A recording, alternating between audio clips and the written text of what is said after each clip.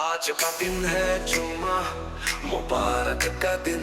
अल्लाहू अकबर, बरकतों रहमतों का दिन। जुम्मा मुबारक हो सबको, जुम्मा मुबारक हो सबको। जुम्मा के दिन एक लम्हा ऐसा आता है जब अल्लाह की रहमतें बरसती है। अल्लाहू अकबर, आज का दिन दुआओं की कबूलियत का दिन है।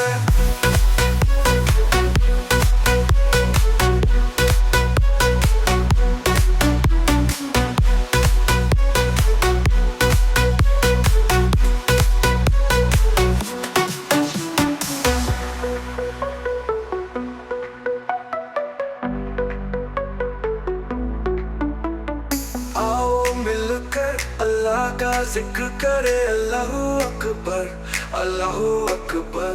दिलों को सुकून मिले, जुबान पर नूर हो। नमाज़े जुम्मा के साथ अल्लाह से जुड़ने का सबसे बेहतरीन मौका है। अल्लाहू अकबर, सफ़े सीधी दिल एकजुट, सुबह पर तिलावत या अल्लाह।